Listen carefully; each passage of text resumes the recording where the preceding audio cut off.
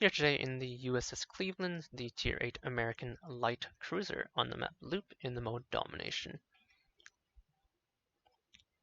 So just loading up into the match here, we're in the Cleveland. Montpelier, which is a Cleveland class light cruiser. We have 37,000 health, give or take, a little bit, at Tier 8, which is fairly low. For context, the Tier 8 heavy cruisers in the American line, the Baltimore, has 42,000. The Mogami has about 39,800.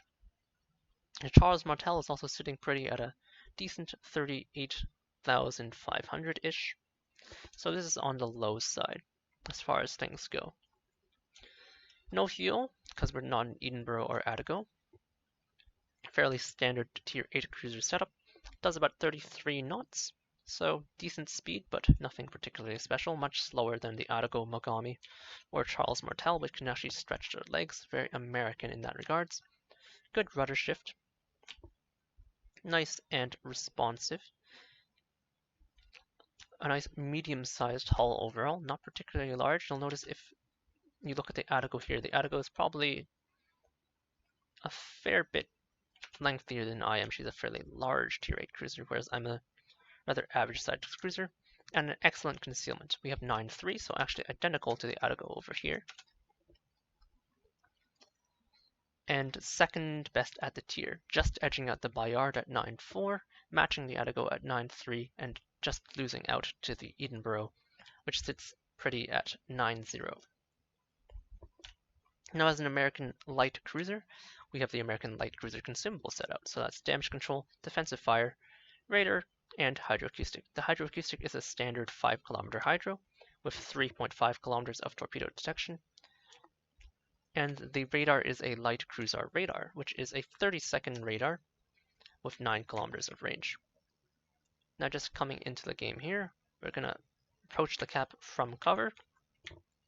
We have the standard American trait of slow shells and high lazy arcs. You can see the Des Moines showing off her heavy shells, or heavy cruiser shells, which still have the same character, which means we can get some nice arcs over the edges of islands, like so, which allow us, in spite of our thin armor, 25 millimeters all over, overmatched by 380 millimeter and higher, and mediocre speed. We can fire from cover thanks to our shell characteristics and still be safe. Now, I'm being targeted by one person, which could very well be that Georgia, and I'm not interested in getting shot at by the Georgia, so I am going to reverse out. Torps sailing past. How many do we see? Looks like 2 staggered sets of 4. 2 staggered sets of 4. Huh. Okay, there must be a 5th torp in there somewhere. I'm assuming some of the torps got clipped. 3rd set. This time a quint. And then we see the daring and gearing. So it looks like both of them fired their torp sets. They both have twin quints, but one of them missed. Now as the Des Moines pushes this corner, or whatever the hell he's doing, I'm going to pull forward but also adjust my angle. I want to make sure I'm nice and angled against the American heavy cruiser AP, because the Des Moines has the improved American AP angles on his AP shells. So as a light cruiser, even though he doesn't overmatch me, if I give even a little too much side, he will pen into my side for heavy damage. I'm going to continue to play the corner. I'm going to pop my radar to see if I can give some extra information to the Ferugamo. Unfortunately, the Des Moines is not caught in my radar at all. Expecting a counter radar at any second from the Des Moines. Not for me, but for the Ferugamo who is touching the cap.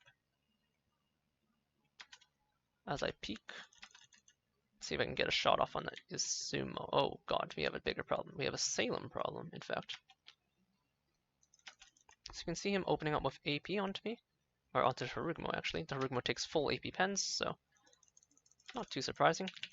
Now he's giving quite a bit of broadside, but with my 152mm shells, it's not that advantageous.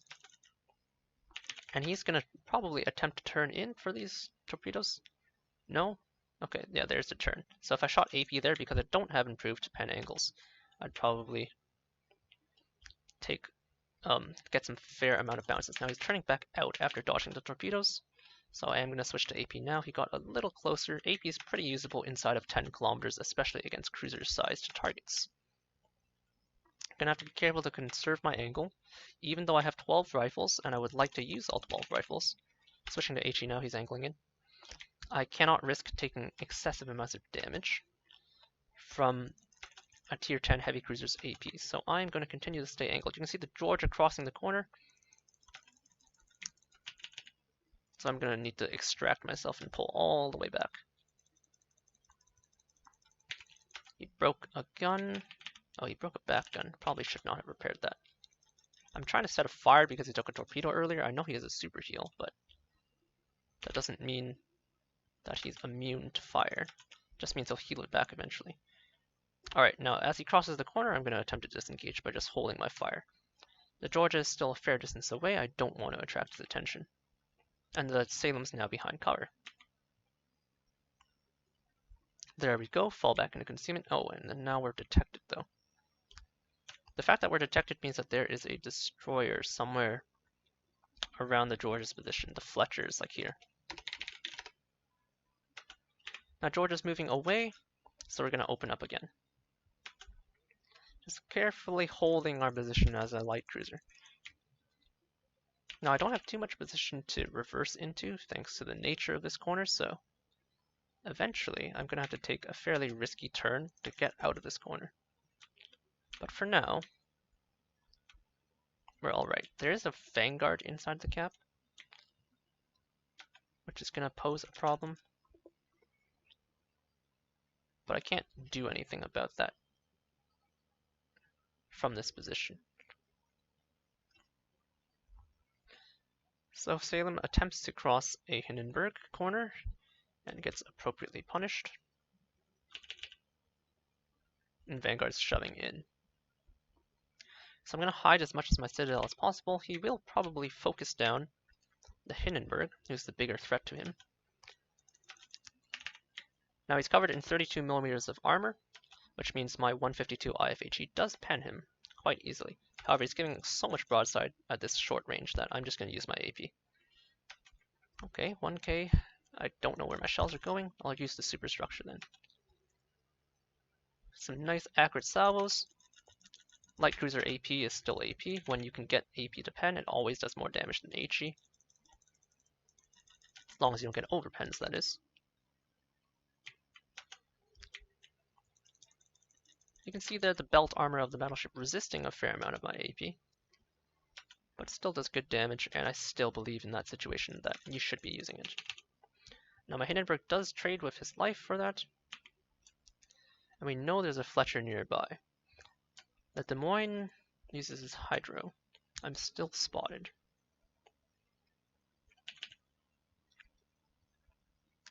Still spotted. What does that mean? Well, okay, now I'm unspotted. Because I'm unspotted, I'm actually going to plunge into the cap. I know the Des Moines is moving away from the cap, and he's the radar here, so I'm much stealthier than the Des Moines.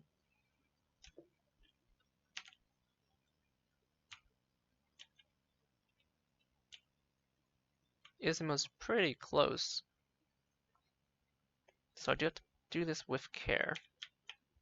And there's also a daring on my side.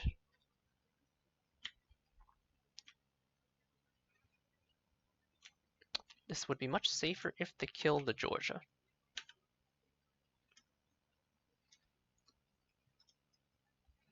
Making use of my concealment here.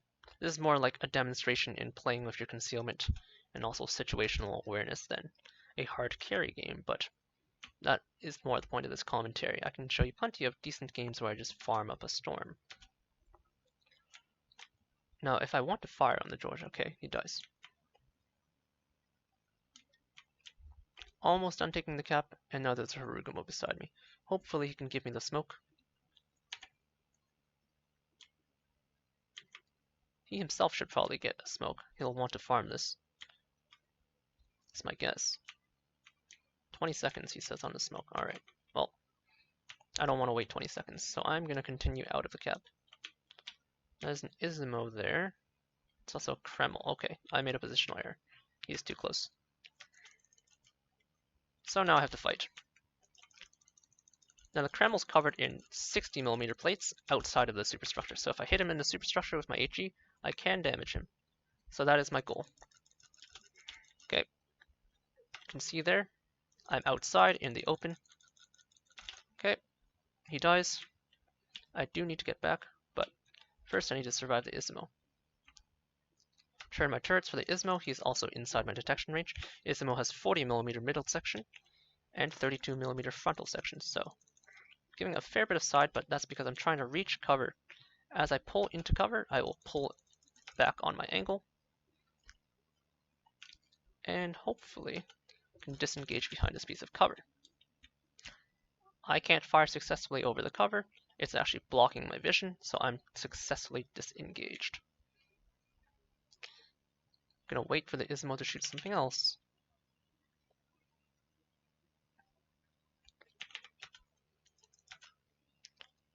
If I just reverse, I can maybe arc over this piece of cover while he can't. Do need to be careful about reversing too much though. You can see there's a daring up there to my north. I can almost shoot, but he's coming forward. Need to adjust my rudder. There, my guns can now finally fire. 3 shatters on the middle deck. Need to aim more forward. Need to hit right here. Too high. The Cleveland has a good rate of fire though, so not too concerning. There we go, 6 full pens. That's what we want.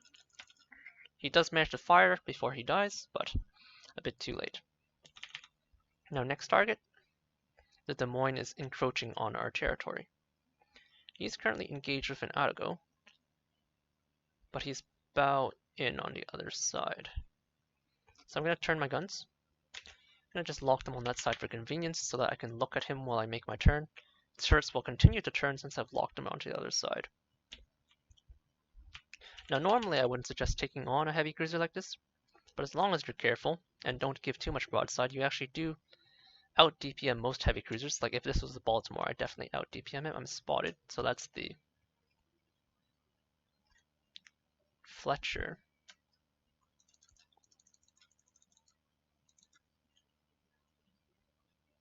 I was briefly spotted.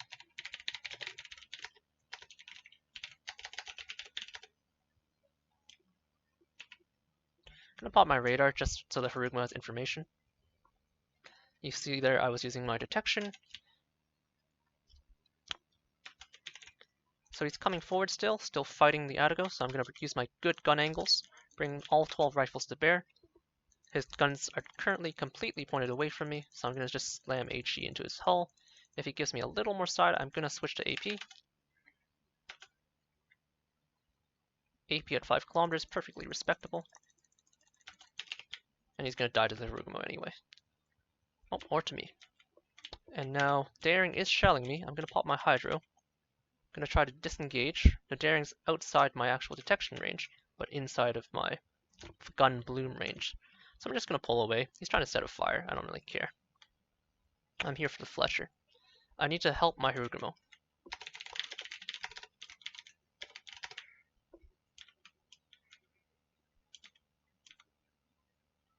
He's right on the edge of my Hydro range.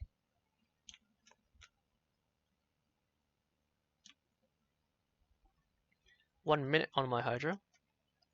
Should be more than enough time. Fletcher has 5A detection.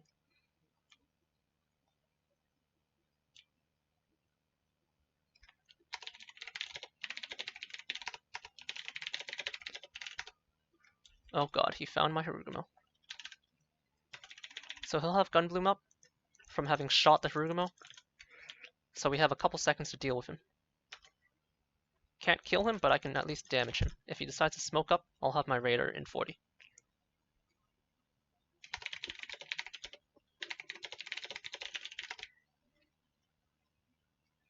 So I'm going to push into the cap.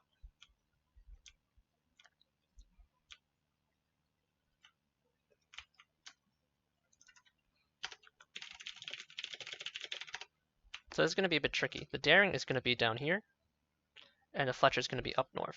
So I'm going to need to control both zones.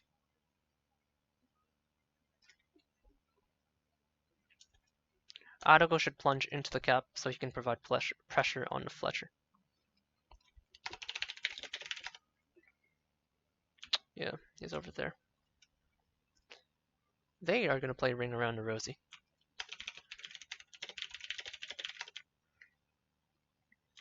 So what I'm going to... He's out. He's outside of the smoke. I'm going to keep both the daring lit with my radar and the Fletcher. So he's engaging me. He's cutting away though, so he has the engagement advantage. Because of the nature of the fight, I might fight the daring in the near future. I'm going to hold my damage control for just a little bit. Okay, he's attempting to disengage. I will attempt to disengage. Okay, that's my last salvo. I push the daring out of the cap. Gotta wait for my Hydra though. Gonna hold my position. He should be out of my detection range if he just continues straight north, and out of the Adago's detection range. My job now is to guard against the daring. I'm in a pretty vulnerable position. I don't have Hydro up, so I need to wait.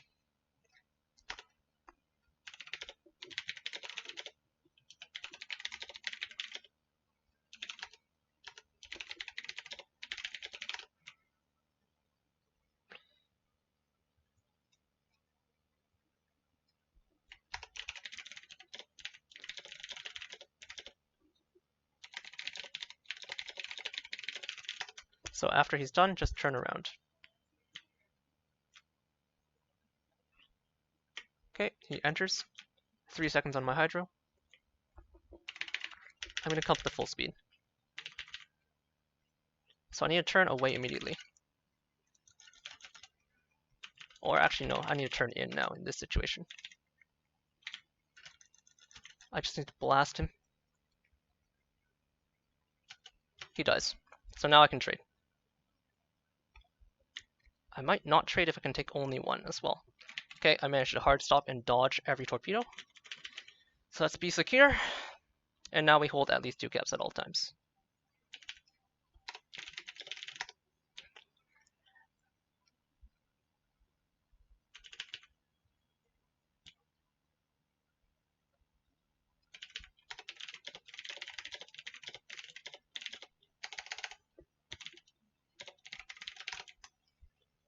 Oh, okay.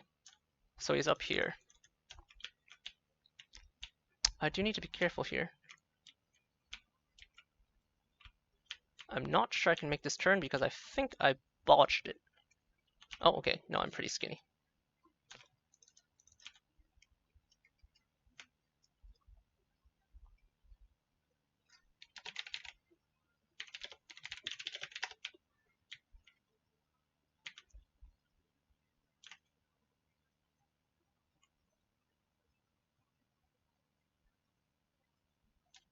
So at this point we have all 3 caps. We just hold, it's a single DD. We can play from the south side of each cap. We know he's in the north, so we move to the south. That way we have the maximum response time to any torps. And because we don't need to actually kill him or even hold every cap, then the only risk of us losing is if we all somehow die. Nice, patient gameplay as a cruiser. Control your positioning, make use of your detection, and play cautiously. That's the classic positional cruiser gameplay, and that's what you should aim to do in a light cruiser like a Cleveland. She doesn't have a heel like the Adago, so she can't make any dangerous shoves. Shoving is the last thing you want to do. You only do it when you're really desperate. So Alaska pops radar, and as a light cruiser, she has an excellent control tool set to play close range. So you want people to come into the control tool set. Pushing towards people is not something you want to do unless you absolutely have to. Alaska here, making use of his utility toolset. Alaska, an excellent tier 9. To push the Fletcher away, he's unlikely to actually hit him at that range while he's kiting away. But it's fine. All he has to do is push the Fletcher off the cap, and if he just proceeds to the other side of the cap immediately, he'll never get hit by Fletcher Torps because they'll just be out of range. Excuse me. It's 30 seconds left in the match. We're up 100 points. Well, 150, 100, almost 200 points now. He's a bit too close, probably would have recommended that he push further away, but if he dies, it's fine. He's done his job. Compliments to the Arago, who just played around the world, also bottom tier like me in this tier 10 match, so he had a nice, patient game. And with that, a nice cleanup to a slow, patient Montpelier Cleveland game. So when you're bottom tier, it's not about dealing so much damage. You're here to make use of your consumable set. Do your job, get your damage when you can, when it's free, but otherwise you need to keep in mind your goals of what needs to happen next in the game. As you saw there, the game came pretty close. We were just pretty tight at certain points. So because of where I was positioned towards the central part of the map, I had to play a big role in towards the end of the game in re-securing the caps because we did end up falling behind due to a ship deficit, and we had to kind of kill our way back in. As a result of our patient play, you can see here both tier 8s up at the top and the Alaska, which survived to the end, who helped us out, also up there. Detailed report-wise, you'll see mostly raw shell damage, and of that shell damage, mostly HE damage. The AP shells, as I said, are perfectly usable, but you kind of only reach for them when you have to. And you saw there with my Cleveland play, that's all about being patient. Hold your position as long as possible. Don't push out unless you absolutely have to. Of course, when you do make mistakes, like when I pushed a little too deep into B cap and ended up getting hard spotted by the Kremlin, then you do have to take your fights and take them as quickly as possible. The Cleveland does have a lot of firepower when it can be brought to bear for 12 rifles, but it's on a very fragile hull. So in that case, you saw I got exposed because of my positional error. I pushed a little too deep too early, so I ended up in front of a Kremlin, so I had to take my shots and fight him. So as a result, I angled my ship as much as possible still while fighting to protect myself as much as possible in spite of my thin armor, 25mm all over. Nice 127mm belt, however. And I was able to stay alive long enough to kill him. And then similarly with the Izumo after, the Izumo was also too close to me for me to get into concealment, so I held my angle, opened up as best I could onto the Izumo because I had no choice but to open up, needed to kill him, and held my angle until I got to cover. And then once in cover, I played it very slowly, let my teammates whittle him down as he pushed the corner, and then only tried to shoot him from as safe a position as possible. And yeah, that's your textbook Cleveland Montpelier gameplay. Nice patient positional cruiser, definitely one of my favorites at tier 8. For a competitive pick, slightly outclassed by the Baltimore due to inferior armor scheme and radar, but still a very versatile ship with a very capable skill set. So there you have it. My Cleveland in-depth review and in-depth gameplay guide, especially when you're bottom tier. Hope you enjoyed. Cheers.